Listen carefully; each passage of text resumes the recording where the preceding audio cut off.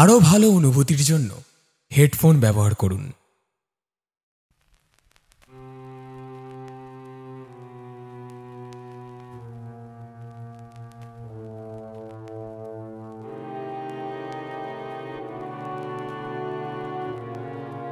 মাঝরাতে হঠাৎ করে ঘুমটা ভেঙে ওঠে তিতলির।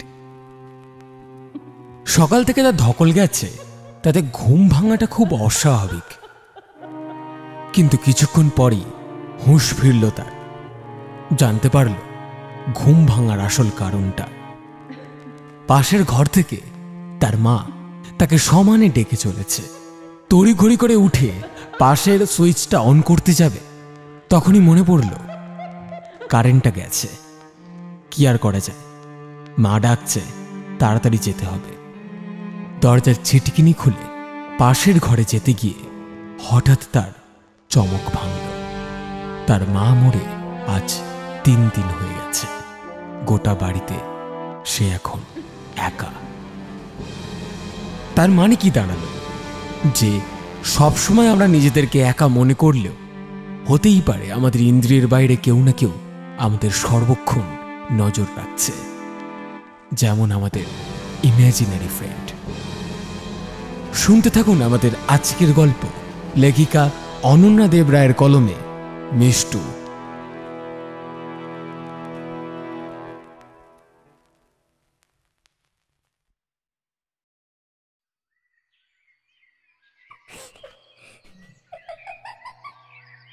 সিঁড়ির উপর থেকে তুতুলের কচি স্বর ভেসে আসছে। আধো আধো বলিতে কথা বলছে মেয়েটা। না, ঠিক কথা বলছে না।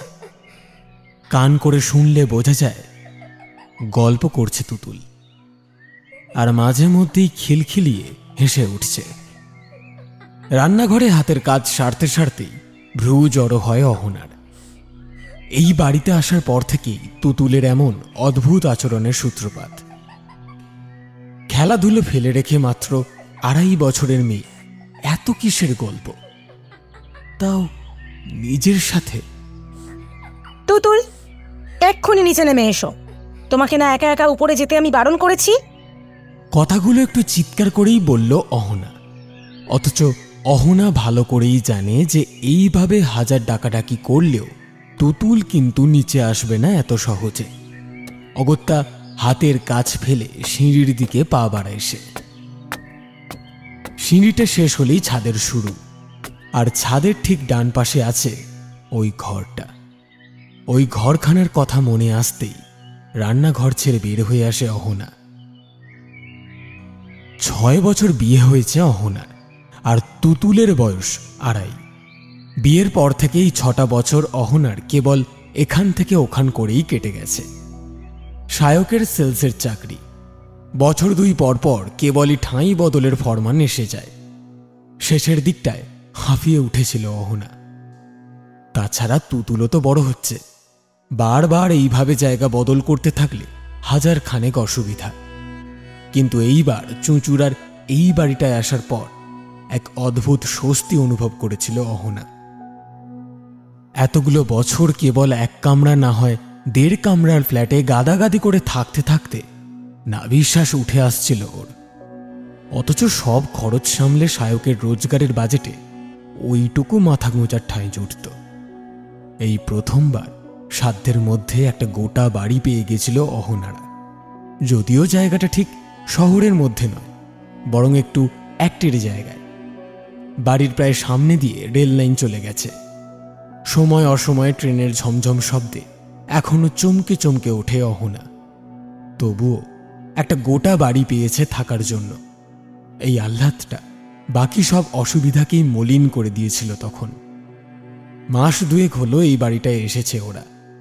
বাড়িটা 1 তলা, নিচে বেশ বড় বড় 2টো ঘর, একটা প্রশস্ত ডাইনিং, আলাদা রান্নাঘর, আর অহনার সবচেয়ে পছন্দের হলো ছড়ানো বাথরুমটা। স্নান করেও আরাম। সবই ঠিকই আছে বাড়িটায়, শুধু ছাদের উপরের ঘরটা দেখলেই অহনার মনে একটা অস্বস্তির কালো মেঘ ডালপালা বিস্তার করে। এই ঘরটা অবশ্য ভাড়া দেয়নি বাড়িওয়ালা, ওটা তালা দেওয়াই পড়ে আছে। ঘরটা কেমন যেন অদ্ভুত। না, ঘরটা ঠিক অদ্ভুত নয়, আর 5টা স্বাভাবিক ঘরের মতোই। কিন্তু অদ্ভুত হচ্ছে ওটার দরজাটা। মোটা মোটা লোহার রড দিয়ে বানানো মজবুত একটা গেট লাগানো আছে ঘরটায়, ঠিক যেমন জেলখানায় থাকে। কিন্তু ঘরে এমন দরজা কে বানায়, আর কেনই বা? আরও আশ্চর্যের বিষয় হলো ঘরের মধ্যে পড়ে থাকা ট্রাইসাইকেলটা। বাড়িওয়ালা সারাটা বাড়িতে একটাও আসবাব ছেড়ে না গেলেও ট্রাইসাইকেলটা কেন নিয়ে যায়নি ভগবানই জানেন। যে দালালের মাধ্যমে বাড়িটা ওরা ভাড়া নিয়েছিল, অহনা তাকেও জিজ্ঞাসা করেছিল ব্যাপারটা। সেই দিন কি একটা যেন দরকারে এই বাড়িতে এসেছিলেন ব্রোকার তপন সমাদ্দার। এসেই দরাজ গলায় শুরু করেছিলেন বাড়ির গুণগান কীর্তন। বুঝলেন ম্যাডাম, আপনারা ওই যাকে বলে বিরাট লাকি। এই বাড়ির প্রথম টেনেন্ট হলেন আপনারা, একেবারে ওই যাকে বলে ফ্রেশ প্রপার্টি। বাড়ির মালিক কলকাতা শিফট হওয়ার পরে আপনারাই এই বাড়িতে প্রথম পার্টি। আজকের বাজারে এমন একটা আস্ত বাড়ি পাওয়া কতটা ভাগ্যের ব্যাপার বলুন তো। একেবারে নিজের মতো করে থাকবেন, নো খিটমিট, নো খচমচ। কথা শেষে হে হে করে হেসেছিলেন ভদ্রলোক। এতক্ষণ চুপচাপ দাঁড়িয়েছিল অহনা। ভদ্রলোকের মুখ বন্ধ হতেই সে প্রশ্ন করেছিল, আচ্ছা তপনবাবু, ছাদের ওই ঘরটায় ওরকম গারদের মতো দরজা লাগানো কেন বলতে পারেন? পলকেই তপনবাবুর গোলগাল মুখটাতে একটা কালো ছায়া ঝপ করে ক্রাশ করে নিয়েছিল। কয়েকবার আমতা আমতা করে জবাব দিয়েছিলেন, ওই ওই ঘরটা ওটা মনে হয় ওই স্টোর রুম হিসেবেই ব্যবহার করত, তাই হয়তো অমন দরজা। তা স্টোর রুমে কি গুপ্তধন রাখতেন নাকি ওনারা, যে এমন মজবুত দরজা বানিয়েছিলেন? তাছাড়াও দরজা দিয়ে তো বাইরের থেকে ভিতরের সব কিছুই দেখা যায়। এমন স্টোর রুম করার মানে? অহনার জেরায় তপন সমাদ্দার যে বেশ জেরবার হয়ে যাচ্ছিলেন, তার রুমাল দিয়ে তার ঘন ঘন টাক মোছা দেখেই বুঝতে পেরেছিল অহনা। আর দুশ্চিন্তাটা ততই যেন জাঁকিয়ে বসছিল অহনার মনের গভীরে। গলায় ধার এনে সে আবার প্রশ্ন করেছিল, তা ওই ঘরের মধ্যে একটা ট্রাইসাইকেল পড়ে আছে কেন? এর জবাবেও সমাদ্দার বাবু বার তিনেক ঢোক গিলে বলেছিলেন, ভুল করে গেছেন হয়তো। ভুল করে? একটা সেফটি পিন পর্যন্ত যারা ফেলে যায়নি এই বাড়িতে, তারা আজ তো একটা সাইকেল ফেলে চলে গেলেন। বড়ই অদ্ভুত ভুল দেখছি ওনাদের। ওই দিন 2টো রসগোল্লা আর 1 গ্লাস জল খেয়ে সেই যে পিঠ টান দিয়েছিলেন তপন সমাদ্দার, আজ পর্যন্ত আর এমুখ হননি তিনি। আর এদিকে মাসে মাসে বাড়িওয়ালার ব্যাংক অ্যাকাউন্টে নিয়ম করে ভাড়া পাঠিয়ে দিয়েই খুশি সায়ক। কিন্তু তপনবাবুর কোনো সদুত্তর না দিয়ে প্রসঙ্গটা এড়িয়ে যাওয়াটা ঠিক ভালো লাগেনি অহনার। ওই ঘরটা নিয়ে একটা খচখচানি থেকেই গেছিল তার মনে। বিষয়টা নিয়ে যে সায়ককেও 2-1 বার খোঁচায়নি তা নয়, তবে আমল পায়নি অহনা। কিন্তু দিনকে দিন তুতুলের এই অস্বাভাবিক ব্যবহারটা ভীষণভাবে ভাবিয়ে তুলছে ওকে। সুযোগ পেলেই আজকাল ছাদে উঠে যায় মেয়েটা, আর তারপর ওই ঘরটার অমন বিচ্ছিরি জেলখানার গারদ টাইপের দরজার সামনে দাঁড়িয়ে কথা বলতে শুরু করে দেয়। সে কথা যেন আর শেষই হতে চায় না। অহনাকে রীতিমতো বগল দাবা করে মেয়েকে নিচে নামাতে হয়। মাঝে 2-1 বার ছাদের সিঁড়ির মুখের দরজা বন্ধ করে রেখেও অহনা দেখেছে, সুবিধা করতে পারেনি। দরজা বন্ধ দেখে ভয়ঙ্কর কান্নাকাটি জুড়ে দিয়েছিল তুতুল। আদর করে বকে ধমকে সে কান্না তো থামেইনি, বরং কাঁদতে কাঁদতে বমি টমি করে এলিয়ে দিয়েছিল মেয়েটা। বুঝতে পেরেছিল অহনা, সিঁড়ির মুখের দরজা বন্ধ রেখে তুতুলকে আটকানো যাবে না। ছাদের ঘরে যাওয়াটা ওর নেশায় পরিণত হয়ে গেছে।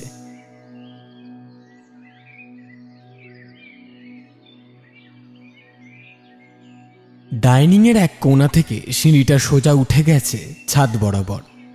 দ্রুত এগিয়ে ছাদের সিঁড়িতে পা রাখে অহনা। উপরে উঠে দেখে যা ভেবেছে ঠিক তাই। সেই একই দৃশ্য। বিদঘুটে গেটটার লোহার রড ধরে ওই বন্ধ ঘরটার সামনেটায় দাঁড়িয়ে আছে তুতুল। বিশ্ব চরাচর সম্বন্ধে কোনো খেয়ালই নেই তার। মা যে পাশে এসে দাঁড়িয়েছে সেই বোধটুকুও তখন অদৃশ্য তুতুলের।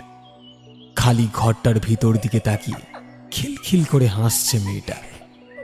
মুখে উথলে পড়ছে খুশির রোশনাই, যেন কতই না রঙ্গ তামাশা হচ্ছে ঘরটার ভেতরে। একটা গুমোট বিরক্তি গ্রাস করে অহনাকে।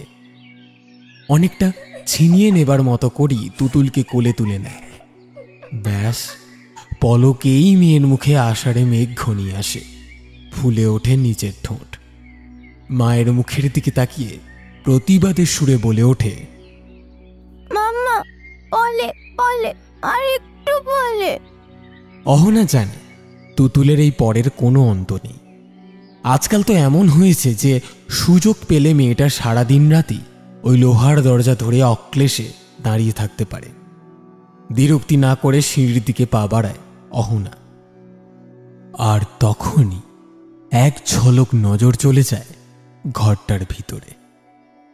তৎক্ষণাৎ নিজের অজান্তেই পা দুটো থমকে যায় অহনার। ট্রাইসাইকেলটা একটু যেন এগিয়ে এসেছে না? এই বাড়িতে এসে ইস্তক ওটাকে দরজার একেবারে উল্টো দিকের দেওয়াল ঘেঁষে দাঁড়িয়ে থাকতে দেখেছে, অথচ আজ যেন ওটা দেওয়াল ছেড়ে কিছুটা এগিয়ে এসেছে। কিন্তু তা কেমন করে সম্ভব? ছাদে আর এক মুহূর্ত দাঁড়ায় না অহনা। তুতুলকে বুকে আঁকড়ে নিচের দিকে পা চালায় সে।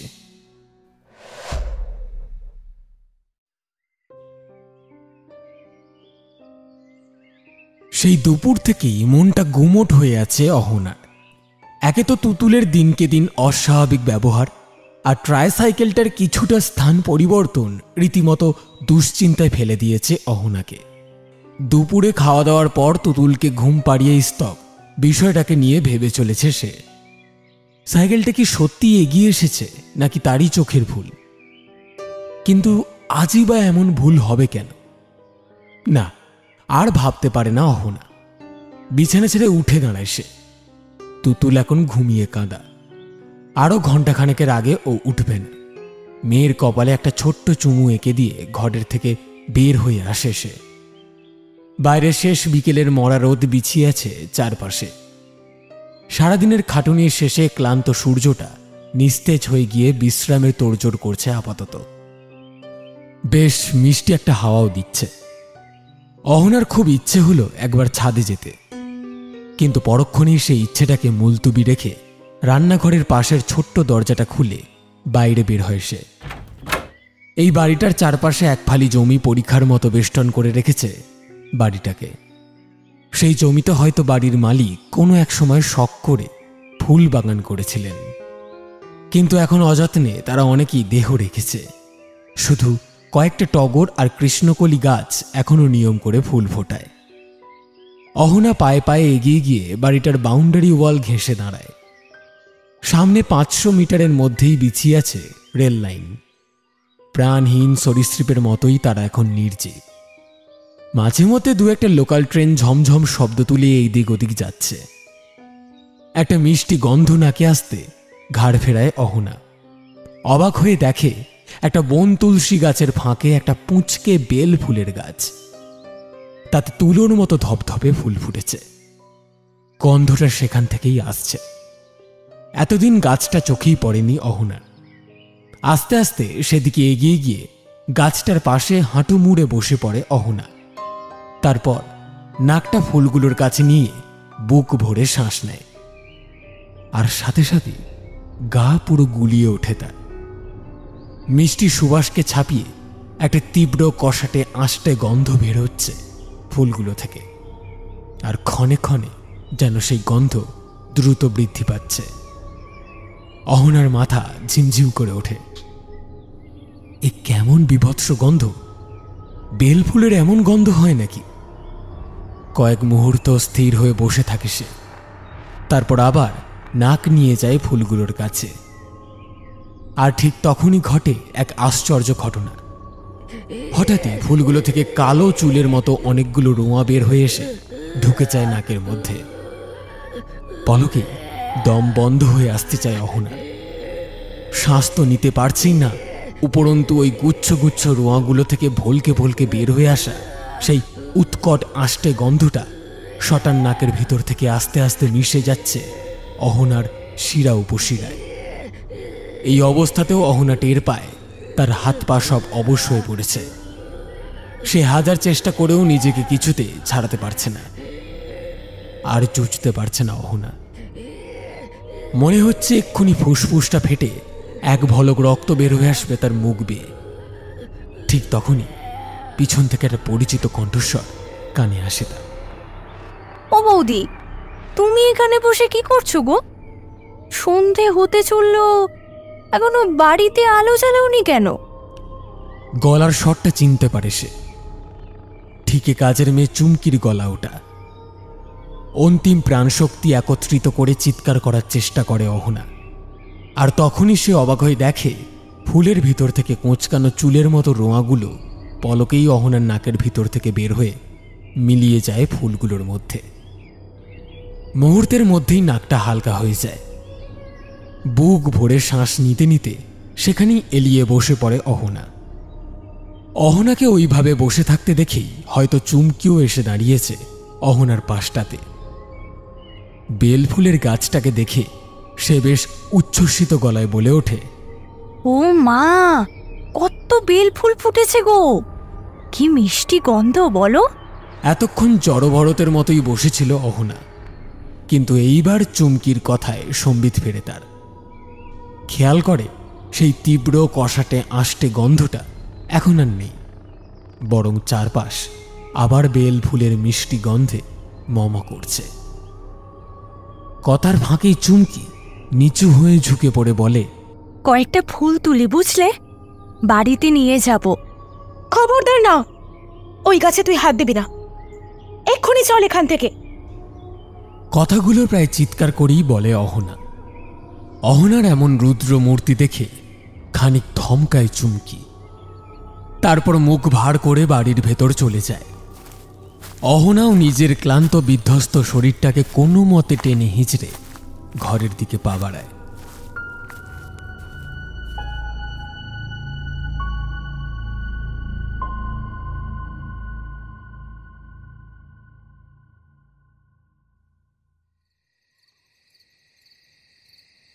রাতে খেতে বসে তুতুলের অস্বাভাবিক ব্যবহারের কথাটা সায়কের কাছে একবার পেরেছিল অহনা, কারণ বিকেলে যে ঘটনাটা তার সাথে ঘটে গেছে সেটা যে সায়ক কিছুতেই বিশ্বাস করবে না সেটা অহনা বেশ ভালোই জানত।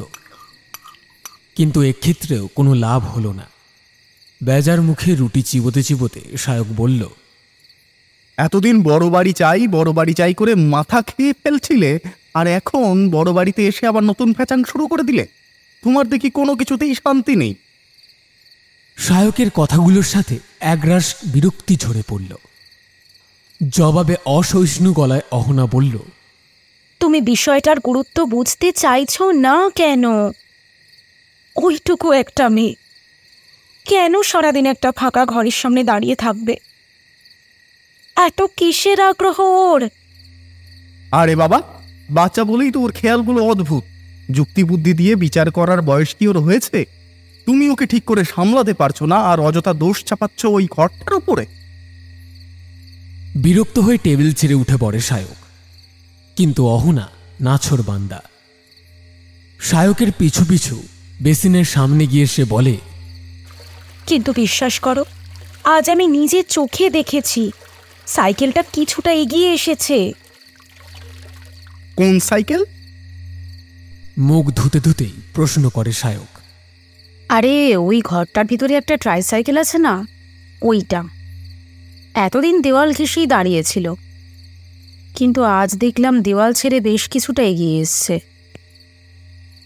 সে হয়তো হাওয়া টাওয়া দেওয়ার জন্য একটু এদিক ওদিক হয়ে গেছে। ওই সব নিয়ে বেশি মাথা না ঘামিয়ে একটু মেয়েটার দিকে মন দাও তো। আর কথা বাড়ায় না অহনা, বোঝে লাভ নেই। বিকেলে তার সাথে ঘটে যাওয়া ওই অদ্ভুত ঘটনাটাও আর বলা হয়ে ওঠে না সায়ককে।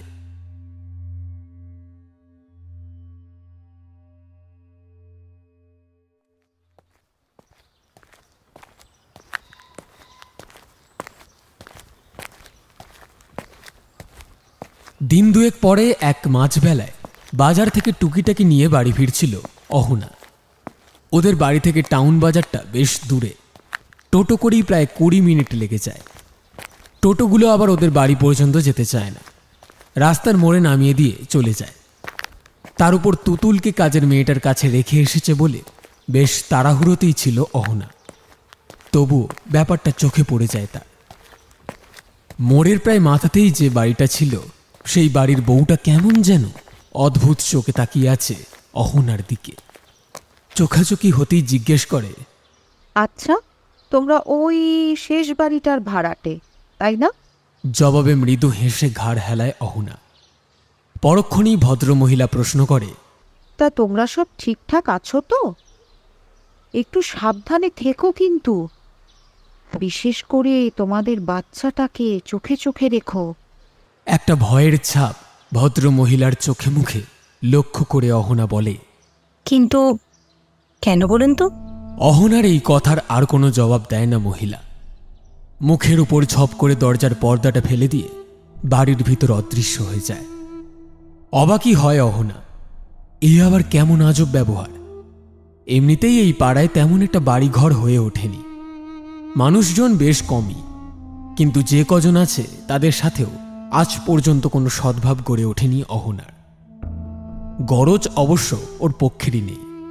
সবাই কেমন যেন এড়িয়ে চলে অহনাকে, মুখ টিপে থাকে সর্বদা, যেন কথা বললে ওদের পেট থেকে বের হয়ে পড়বে কোনো এক জঘন্য সত্য অথবা কোনো নারকীয় তথ্য।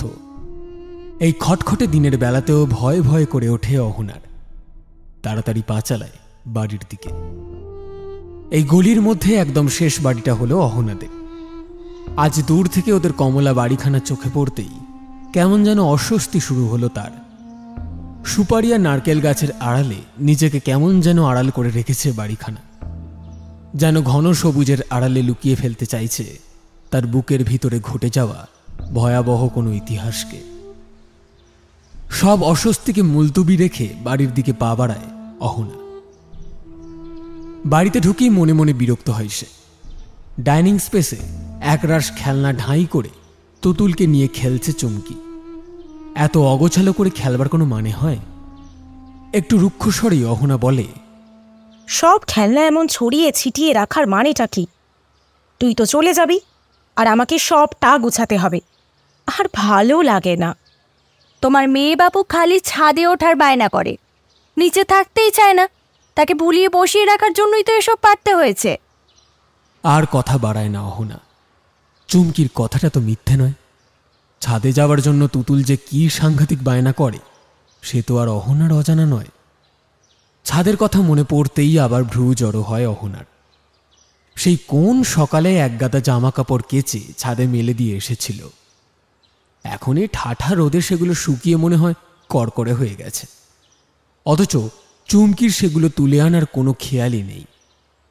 কথাটা চুমকির কাছে তুলতেই ঝেঁঝে করে ওঠে মেয়েটা, বলে, দেখো বৌদি, আমি তো তোমাকে আগেই বলে দিয়েছিলুম নিচের তলায় যা কাজ বলবে আমি করে দেব, কিন্তু ছাদে আমি কিচ্ছুটি করতে পারবো না। তারপর হঠাৎ কিছু মনে পড়ে গেছে এমন ভান করে চুমকির তাড়াহুড়ো সুরে বলে, এই দেখো, ও পাড়ার ছোট ঠাকমার বাড়ির কাপড় কাচতে না গিয়ে তোমার মেয়ে ধরে বসে রয়েছি। এবেলা না গেলে ঠাকমা খুব চেঁচামেচি করবে। বুড়ির বটম বুঝলে। আমি এখন বরং আসি বৌদি। অজুহাত খাড়া করে আর এক মুহূর্ত দাঁড়ায় না চুমকি, প্রায় দৌড়েই বের হয়ে যায় বাড়ি থেকে। অগত্যা বাধ্য হয়েই সিঁড়ির দিকে পা বাড়ায় অহনা। মনে বিরক্তির ঢের। কাজের মেয়েগুলো সব এক, একটা বাড়তি কাজ বললে 100টা বাহানা সবসময় মজুত মুখে। কাপড় জামাগুলো তুলে সিঁড়ির দিকে ফেরার সময় অজান্তেই আবার চোখ চলে যায় ওই ঘরটার দিকে। আর এই তীব্র রোদের মধ্যেও একটা ভয়ের শীতল বাতাস তীর তীর করে জড়িয়ে ধরতে থাকে অহনাকে। সাইকেলটা আজ আরো বেশ খানিকটা এগিয়ে এসেছে গেটটার দিকে। এখন সেটা প্রায় ঘরটার মাঝ বরাবর দাঁড়িয়ে। খানিকক্ষণ বিহল হয়ে দাঁড়িয়ে থাকার পরে হাতের জামা কাপড়গুলো বুকের কাছে দলা পাকিয়ে ধরে সিঁড়ির দিকে প্রায় দৌড় দেয় অহনা।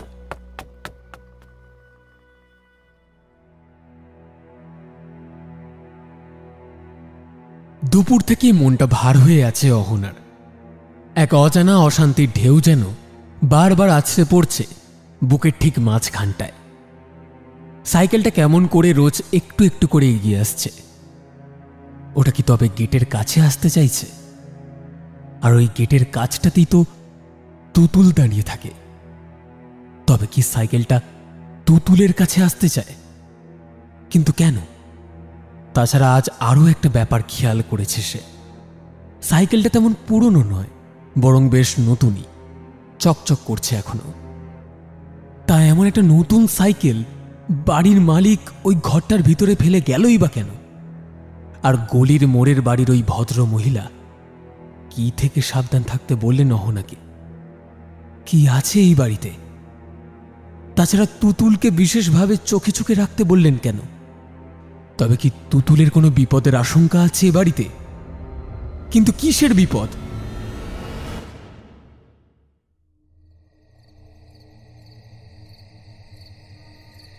সন্ধেবেলা নিত্যদিনের মতোই রান্নাঘরে ব্যস্ত ছিল অহনা। এই সময়টা খেতে বড্ড বায়না করে তুতুল। দুধ বিস্কিটে মেয়েটার 7 জন্মের অরুচি। এক গোটা গ্লাস দুধ আজ পর্যন্ত মেয়েটার পেটে পৌঁছতে পারেনি অহনা। তবে ম্যাগি খেতে খুব পছন্দ করে তুতুল। তাই আজ কি মনে হতে অহনা ম্যাগি বানিয়ে দেয় তুতুলকে। দুধের বদলে ম্যাগি দেখে তো পলকেই মেয়ের মুখে পূর্ণিমার চাঁদের ঝলকানি খেলে গেল। কিন্তু তারপরেই হাসি শুরু হলো তুতুলের। অহনা যতবারই চামচ করে ম্যাগি তুলে ততবারই হেসে গড়িয়ে পড়ে তুতুল। আর তার কচি কচি আঙুলগুলো তুলে ম্যাগির দিকে ইশারা করে বলতে থাকে,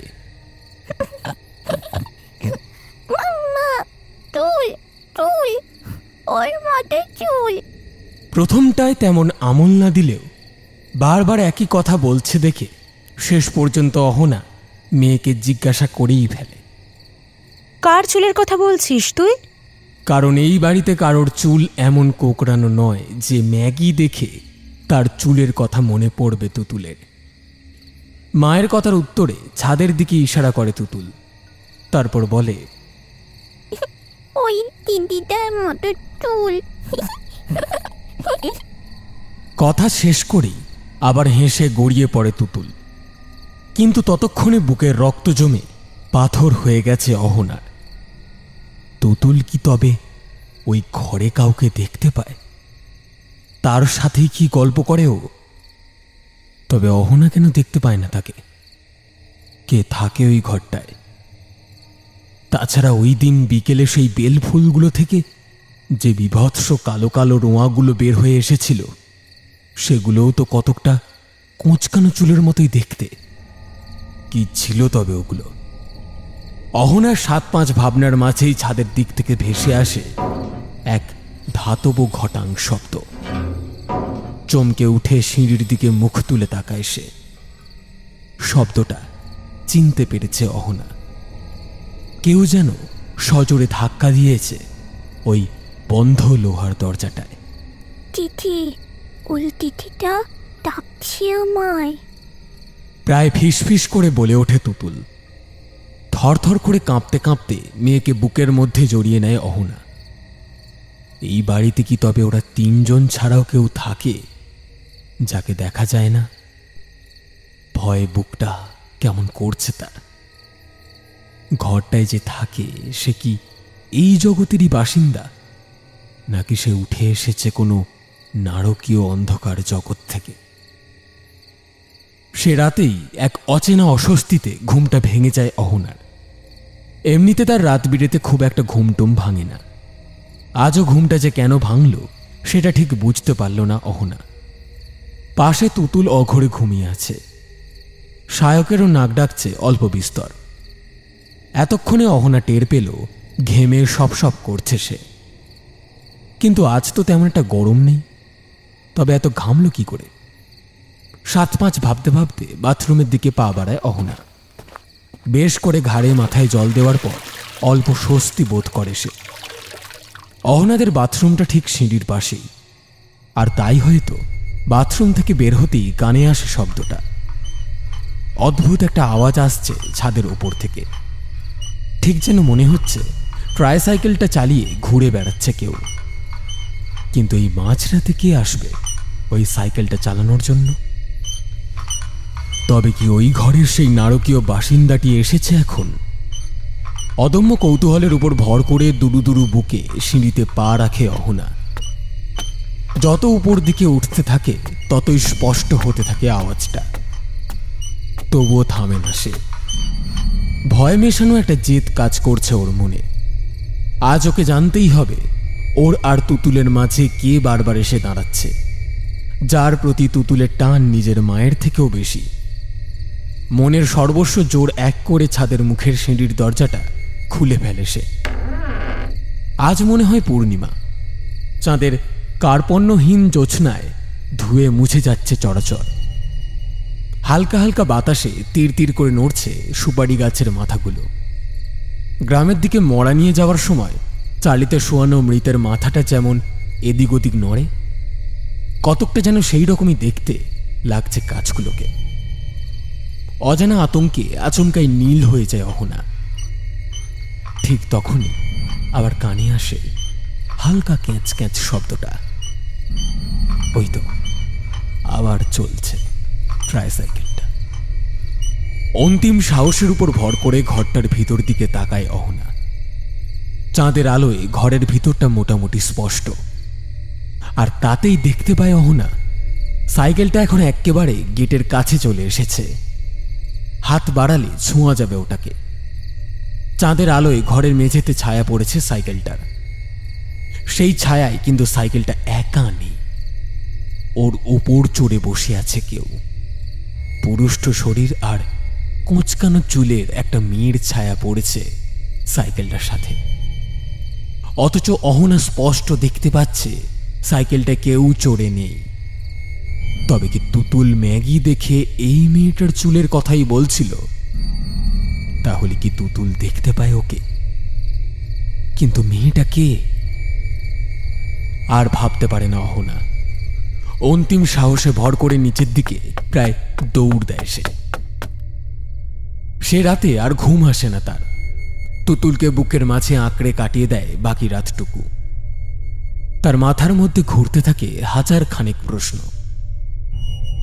ওই ঘরটার ইতিহাস ওকে জানতেই হবে। ওই ছায়া অবয়বটা কার? সাইকেলটারই বা কি ইতিহাস? কিন্তু অহনা এইসব জিজ্ঞেসটা করবেই বা কাকে?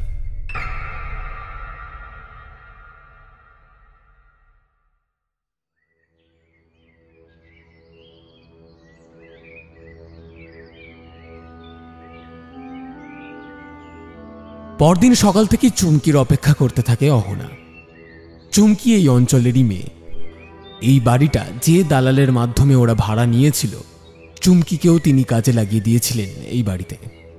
সেই হিসাবে চুমকি কিছু জানলেও জানতে পারে। আজ আর সাহস করে ছাদের দরজাটা খোলে না অহনা। মনে মনে স্থির করেই রেখেছে তুতুল আজ হাজারো বায়না করলেও দরজা আজ কিছুতেই খুলবে না ও। ওই নারকীয় সাইকেলটার কাছে তুতুলকে আর কিছুতেই যেতে দেবে না অহনা। তবে আজই যেন সবকিছু অন্যরকম হয়ে গেল। তুতুল আজ সারা সকালে একবারও ছাদে যাওয়ার বায়না করল না। নির্ঝঞ্ঝাটে খেয়ে নিল, তারপর নিজের মনে এঘর ওঘর করে বেড়াতে লাগল। তবুও অহনার মনে স্বস্তি নেই। কি যেন এক আতঙ্কের কাঁটা মনে খচখচ করতেই থাকে। চুমকি কাছে আসতেই আর সময় নষ্ট করল না অহনা। ওকে জল খাবারের থালাটা এগিয়ে দিতে দিতেই জিজ্ঞেস করে ফেলল, তুই ছাদে যেতে চাস না কেন রে? আজ নিজের জল খাবারের থালায় রুটি তরকারির সাথে একটার জায়গায় দুটো সন্দেশ দেখে মুখটা বেশ খুশি খুশি হয়েছিল চুমকির। কিন্তু অহনার কথায় পলকেই চুমকির শ্যামলা মুখটায় এক টুকরো মেঘ ঘনালো। রুটিতে ঘুগনি মাখিয়ে মুখে ভরে কতটা প্রসঙ্গ এড়ানোর সুরে বলল, আমি তো তোমাকে আগেই বলেছিলাম বৌদি, আমি ছাদের কোনো কাজ করতে পারবো না। কেন? সেটাই তো জানতে চাইছি। এইবার মুখে অসহিষ্ণু ভাব ফুটে ওঠে চুমকির, যেন কিছু লুকোতে মরিয়া মেয়েটা। মিনমিন করে বলে, আমার হাঁটুতে ব্যথা তো, তাই। তুই কি চাস যে তুতুলের কিছু একটা হয়ে যাক? না চাইতেও অহনার মুখ থেকে বের হয়ে আসে কথাগুলো। চমকে ওঠে চুমকি। তারপর প্রায় ফিসফিস করে বলে, ওকে কখনো একা একা ছাদে যেতে দিও না পতি। ছাদের ওই ঘরটা। চুপ করে যায় চুমকি, যেন গূঢ় নিষিদ্ধ কোনো কথা অজান্তেই বলে ফেলেছে সে। কে রে, বল। প্রায় ধমকে ওঠে অহনা।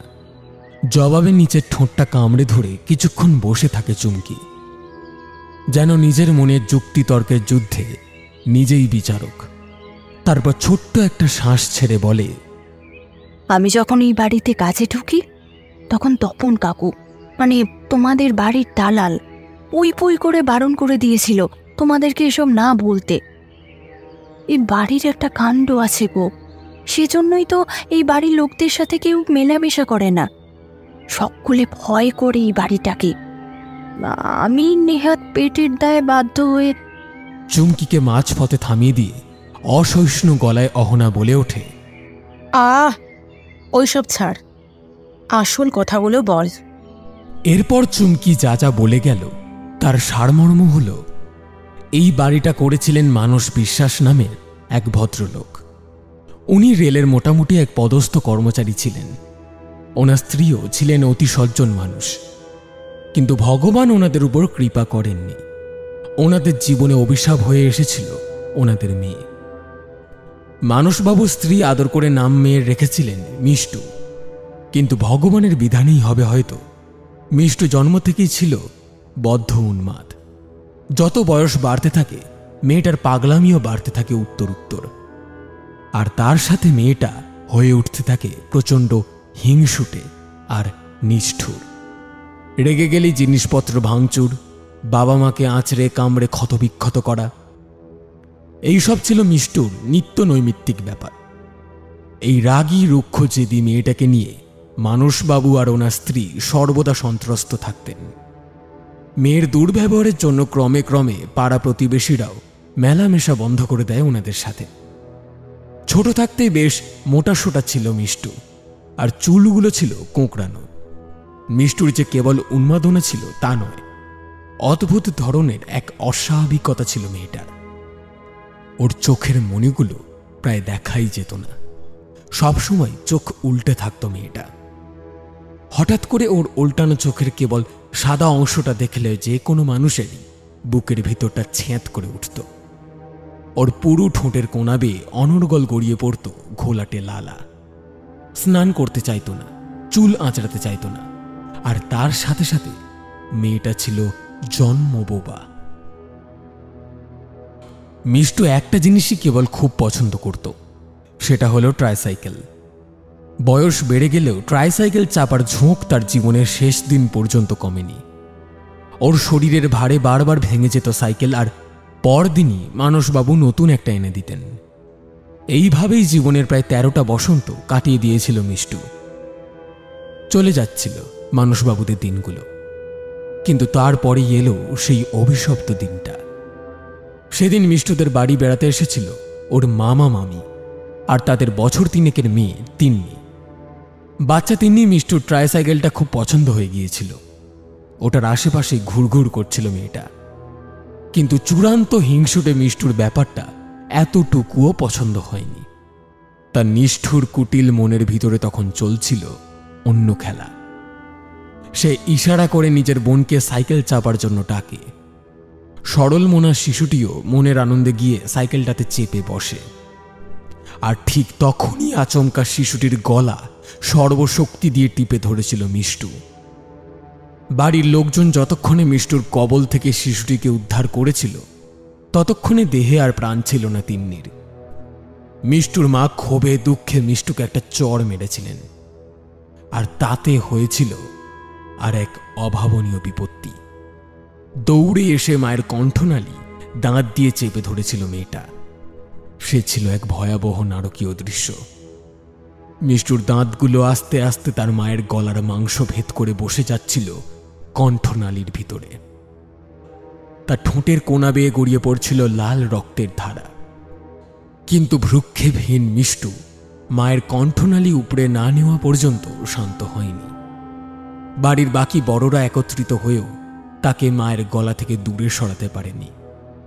সেদিন যেন দানবীয় শক্তি ভর করেছিল ওই একরত্তি মেয়েটার শরীরে। সে রাতে মানসবাবুর স্ত্রীকেও আর বাঁচানো সম্ভব হয়নি। দাঁতে করে মায়ের কণ্ঠনালী আলাদা করে উপড়ে নিয়েই শান্ত হয়ে গিয়েছিল মিষ্টু। পরম তৃপ্তিতে জিভ দিয়ে চেটে চেটে পরিষ্কার করছিল গাল বেয়ে গড়িয়ে পড়া মায়ের রক্তধারাগুলোকে। মুখে এক হিমশীতল হাসি খেলে বেড়াচ্ছিল তার। মানসবাবু ক্ষমতা সম্পন্ন ব্যক্তি ছিলেন, তাই ক্ষমতার জোরেই হোক না হয় টাকার বশেই হোক দুখানা খুন করার পরেও থানা পুলিশ হতে দেননি তিনি।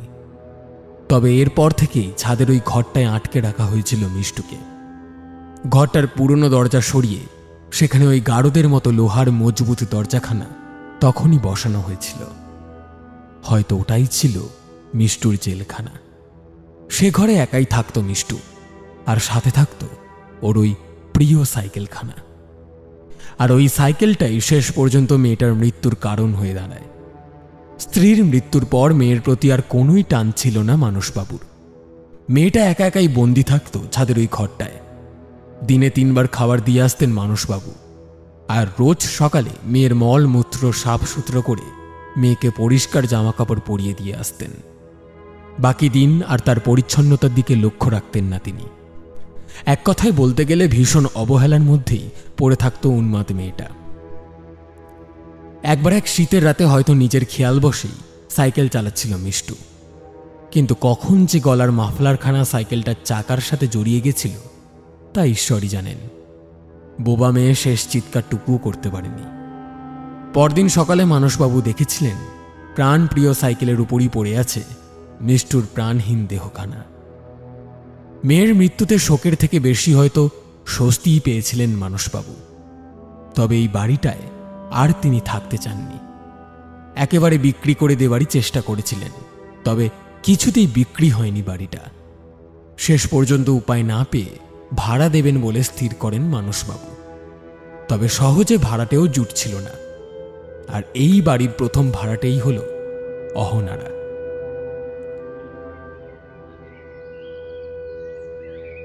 চুমকি চুপ করার পরেও বেশ কিছুক্ষণ গুম হয়ে বসে থাকে অহনা। মাথার মধ্যে সবকিছু কেমন যেন জট পাকিয়ে যাচ্ছে।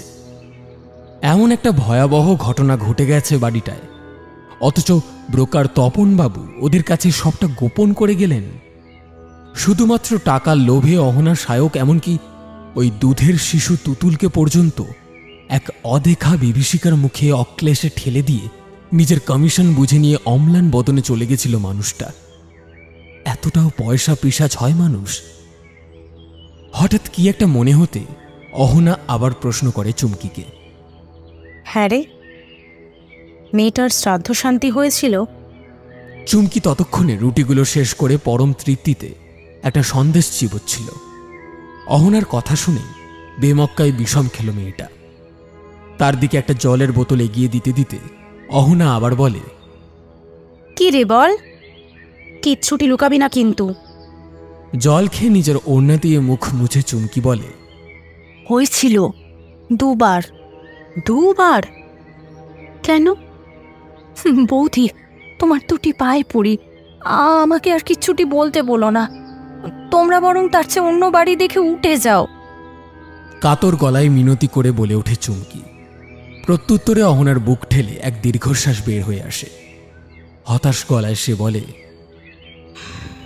আমিও সেটাই চাইছি রে, কিন্তু তোর দাদা যে কিছুতেই বিশ্বাস করতে চাইছে না। কিন্তু জানিস, এই বাড়িতে অনেক কিছুই ঘটছে যা ভীষণই অস্বাভাবিক। আর তুতুলটাও দিনে দিনে কেমন যেন হয়ে যাচ্ছে। কে বলি ওর ছাদে যাওয়ার বায়না। ছাদে গিয়ে ওই ঘরটার সামনে ঠায় দাঁড়িয়ে থাকে, কার সাথে যেন কথা বলে, হাসে। আর ওই ঘরের ভেতরে থাকা সাইকেলটা, ওটা তো... অহনার কথা শেষ হওয়ার আগেই চোখ গোল গোল করে চুমকি বলে ওঠে, ও বৌদি, তোমরা যত তাড়াতাড়ি পারো এই বাড়ি ছেড়ে চলে যাও। মনে হয় ওই পিশাচির নজর পড়েছে তুতুলের উপর। ওর নজর যার উপর পড়ে ও তাদেরকে বাঁচতে দেয় না। বেঁচে থাকতে নিজের বোন, তারপর মা, আর মরার পর হারাধন পুরুত, আর এখন হয়তো তুতুল। হারাধন পুরুত আবার কে রে? চুকি সবটা খুলে বল আমাকে, তো হয়তো আমার আমার মেয়েটা। কথাটা শেষ করতে না পেরে ফুঁপিয়ে ওঠে অহনা। বোধহয় পরিস্থিতির গুরুত্ব বুঝতে পেরেই নিজের দোটানা কাটিয়ে উঠে বলতে শুরু করে চুমকি। মিষ্টু তো অপঘাতে মরেছিল, তাই ওর বাবা নিয়ম মেনে 3 দিনের দিন ওর শ্রাদ্ধের ব্যবস্থা করেছিল ওই উপরের ঘরটায়। হারাধন পুরুত এসেছিল শ্রাদ্ধ করতে। এই পাড়াতে তখন বিয়ে হোক কিংবা মুখে ভাত বা শ্রাদ্ধ, ওই হারাধন পুরুতই ছিলেন সর্বে সর্বা। তো তিনি নিয়ম নিষ্ঠা মেনে শ্রাদ্ধ শুরু করেছিলেন। সব চলছিল ঠিকঠাক, কিন্তু হঠাৎই যখন পুরুত মশাই পিণ্ড মাখছিলেন, তখনই ঘটে যায় এক অদ্ভুত ঘটনা। পিণ্ড মাখতে মাখতে হঠাৎই পুরুত মশাই বেশ অনেকক্ষণ ধরে এক দৃষ্টে তাকিয়ে থাকেন ওই সাইকেলটার দিকে। তারপর আচমকাই কেমন যেন ক্ষেপে যান ঠাকুর মশাই।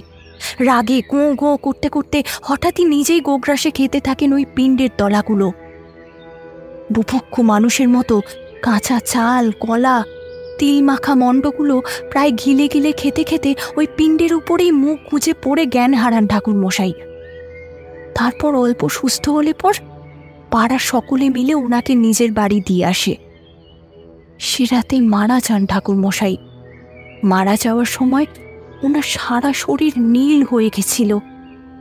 ডাক্তার বলেছিল মারাত্মক বিষাক্ত খাবার খাওয়ার জন্যই নাকি মৃত্যু হয়েছে ঠাকুর মশাইয়ের।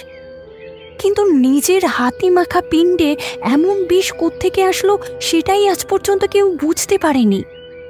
এরপর আবার একটা অন্য ঠাকুর মশাই ডেকে নম করে শ্রাদ্ধ করা হয়েছিল, কিন্তু সেটা হয়েছিল এই নিচের ঘরে।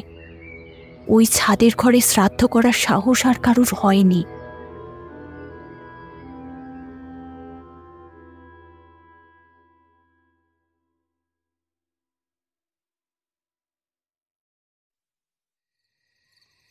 রাতে খাবার টেবিলে অহনার গুম হয়ে থাকাটা মনে হয় সায়কেরও চোখে পড়ে।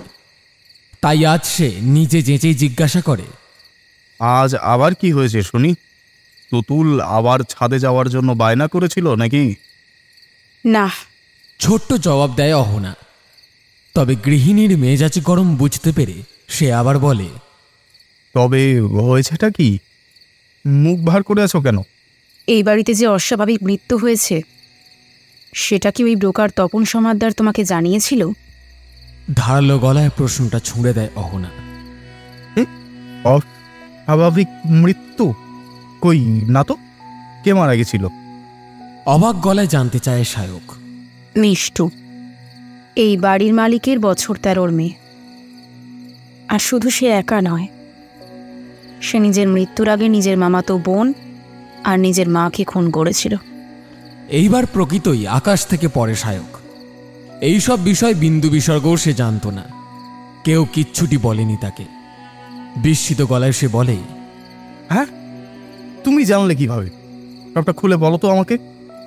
ধীরে ধীরে সবটা বলতে শুরু করে অহনা। কথার শেষে সে কাতর গলায় সায়ককে বলে, আমার ভীষণ ভয় করছে গো, প্লিজ তুমি কিছু করো। আমি এই বাড়িতে আর থাকতে পারছি না। আমার তুতুলটাকে নিয়ে ভীষণ চিন্তা হচ্ছে।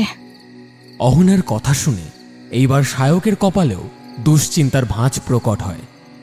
গম্ভীর মুখে সে বলে, চিন্তা করো না, আমি খুব তাড়াতাড়ি কিছু একটা করছি। সায়কের কথা অহনা কতটা বিশ্বাস করল তা ঈশ্বরই জানেন। শুধু 2 ফোঁটা জল গড়িয়ে পড়ে তার 2 চোখের কোলবে।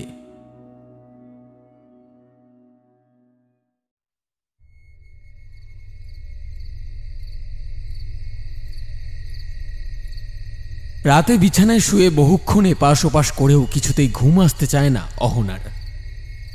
মনে গভীর ভয় মেশানো এক তীব্র অস্বস্তি সমানে যেন কুড়ে কুড়ে খেয়ে চলেছে ভিতর থেকে। তীব্র এক আতঙ্ক বিষাক্ত অভিশাপের মতো ছেয়ে ফেলেছে বাড়ির 3টে বাসিন্দাকে।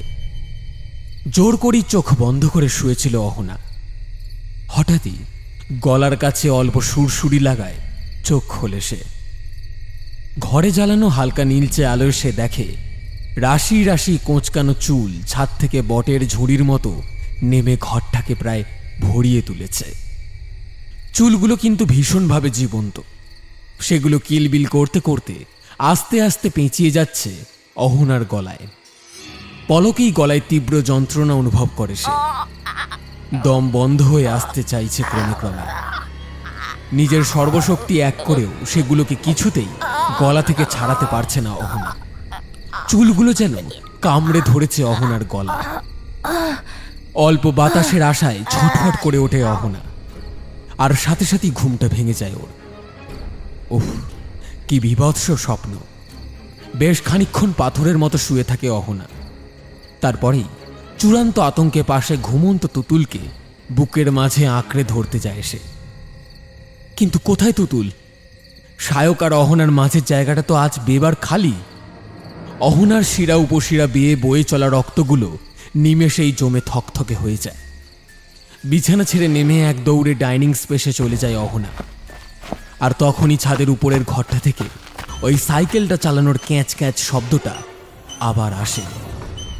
মনটা কু ডেকে ওঠে অহনার। তুতুল ছাদে চলে যায়নি তো? সময় নষ্ট না করে সিঁড়ি বেয়ে উঠতে শুরু করে অহনা। মাঝ সিঁড়িতে পৌঁছতেই সাইকেলের শব্দের সাথে আজ তুতুলের খিলখিলিয়ে হাসির শব্দও কানে আসে অহনার। বুকের ভিতরটা ফাঁকা হয়ে যায় তার। সিঁড়ির মুখের দরজাটা এখন হাট করে খোলা, অথচ আজ সকাল থেকে দরজাটা খোলেইনি অহনা। কিন্তু কে খুলল দরজাটা সেটা ভাবার সময় এখন অহনার কাছে নেই। দৌড়দাড় করে ছাদের ঘরটার সামনে গিয়ে দাঁড়ায় অহনা।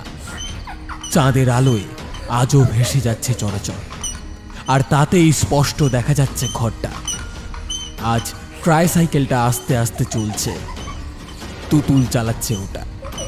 খিলখিলিয়ে হাসি উপছে পড়ছে তুতুলের মুখ চুইয়ে। তড়িঘড়ি তুতুলকে ওই ঘর থেকে বের করে আনতে গিয়ে এইবারে স্তম্ভিত হয়ে যায় অহনা। গেটটাই তো তালা দেওয়া। প্রথম দিন থেকে যেমন তালা দেওয়া ছিল, আজও ঠিক তেমনই একটা ঢাউস তালা ঝুলছে ওই লোহার গেটটায়। তবে তুতুল ওই ঘরে ঢুকলো কেমন করে? তীব্র নীল বিষাক্ত আতঙ্ক এক পলকে গ্রাস করে নেয় অহনাকে। সায়ককে চিৎকার করে ডাকার অন্তিম ক্ষমতাটাও যেন লোপ পেয়ে আসছে। তবুও সর্বশক্তি এক করে চিৎকার করতে যায় অহনা। কিন্তু আতঙ্ক যেন আবারও মাঝপথেই তার গলাটা টিপে ধরে। কারণ ততক্ষণে অহনা দেখতে পেয়েছে ছায়াটাকে। একটা ঝাঁকড়া চুলো মেয়ের ছায়া ক্রমে ক্রমে এগিয়ে আসছে তুতুলের দিকে। আর সহ্য করতে পারল না অহনা। দৌড়ে গিয়ে দাঁড়ালো সেই লোহার গেটটার কাছে। ভেতরেই সেই কোঁকড়া চুলের বিভীষিকা তখনও ধীরে ধীরে এগিয়ে চলেছে তুতুলের দিকে। অহনা জোরে জোরে ধাক্কা দিতে লাগলো লোহার গেটটা। তাতেই রাতের নিস্তব্ধতা ভেদ করে শোনা গেল লোহার ঝনঝন আওয়াজ। কিন্তু সে উন্মত্ত বিভীষিকা তাতেও থামল না। অহনা কান্না ভেজা গলায় বলে গেল, দোহাই লাগে মিষ্টু, দোহাই লাগে, আমার তুতুলকে ছেড়ে দাও। ওর বদলে তুমি আমার প্রাণ নাও না। তবু আমার মেয়েটাকে ছেড়ে দাও। ওর কোনো ক্ষতি করো না। অহনার কথাগুলো সেই বিভীষিকা হয়তো শুনতে পেল। তাই তো সে তার পায়ের গতি থামিয়ে পিছন ফিরে অহনার দিকে মুখ করে দাঁড়ালো। অহনা এবার স্পষ্ট দেখতে পাচ্ছে একটা বাচ্চা মেয়ের অবয়ব। তবে বাচ্চাটা যে আর 5টা বাচ্চার মতো স্বাভাবিক নয় তা ওর অঙ্গভঙ্গিতেই বোঝা যাচ্ছে। অহনা দেখল সেই অবয়বটার চোখ নেই, সেখানে বিরাজ করছে কালো কুচকুচে গহ্বর। আর মুখটা চেরা। সেই চেরা মুখের রহস্যময় হাসি হেসে আবারও সেই ছায়া মূর্তি পিছন ফিরে এগিয়ে যেতে থাকে তুতুলের দিকে। এদিকে ছায়া মূর্তিটিকে কাছে আসতে দেখেই খিলখিলিয়ে হেসে উঠল তুতুল। অহনার কান্নার বেগ ততক্ষণে আরো খানিকটা বেড়েছে।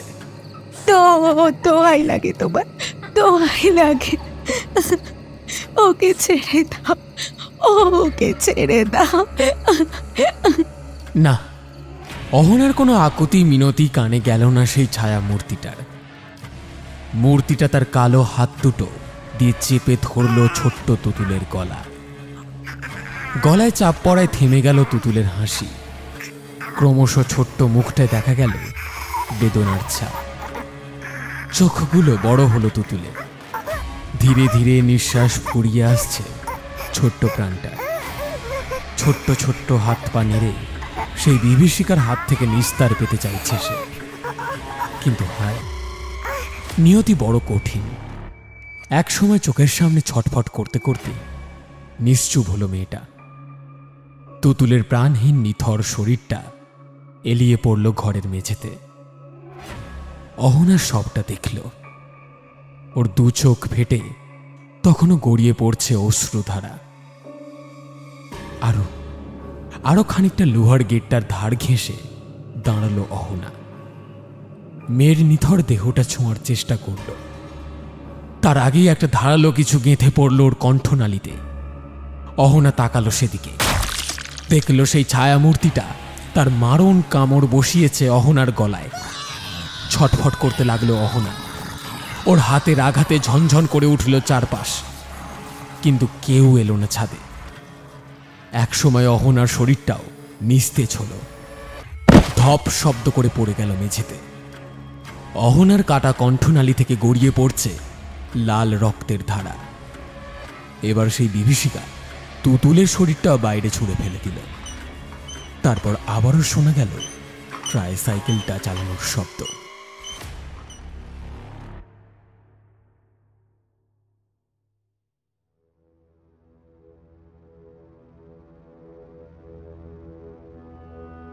পরদিন সকাল। বিছানায় অহনা আর তুতুলকে না পেয়ে সায়ক পুরো বাড়ি খুঁজে অবশেষে ওদের দুজনের মৃতদেহটা খুঁজে পেল ছাদে। দুটো শরীরই ততক্ষণে ঠান্ডা হয়ে গিয়েছে। বড় বিভৎস লাগছে ওদের।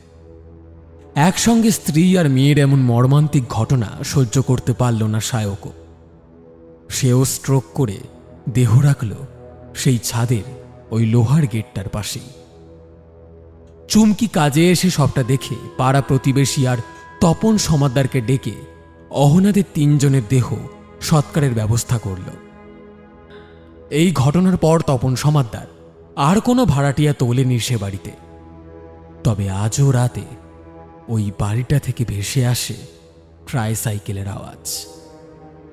কেউ যেন রাতের বেলাতেও ট্রাইসাইকেল চালায় ওই বাড়ির ছাদের ওই ঘরটাতে।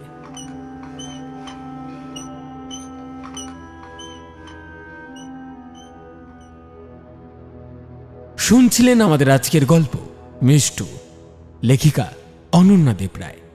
গল্প পাঠে এবং তপন সমাদ্দার আমি সায়ন, অহনা সায়নিতা, তুতুল সৃজিতা, চুমকি শ্রাবস্তি, সায়ক বিশ্ব, ভদ্রমহিলা পিয়াসী।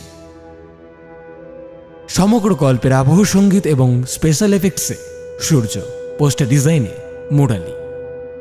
গল্পের সূত্রধার এবং পর্ব পরিচালনায় আমি সায়ন। আমরা অসংখ্য ধন্যবাদ জানাই গল্প লেখিকা শ্রীমতী অনন্যা দেব রায়কে আমাদের এই উদ্যোগে পাশে থাকার জন্য।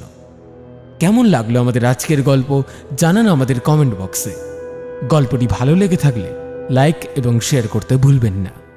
আমাদের গল্প নিয়মিত শুনতে হলে চ্যানেলটিকে সাবস্ক্রাইব করে রাখবেন। আবার একটি নতুন গল্প নিয়ে খুব শীঘ্রই হাজির হচ্ছি আমরা। ততক্ষণের জন্য বি সেফ, স্টে কানেক্টেড।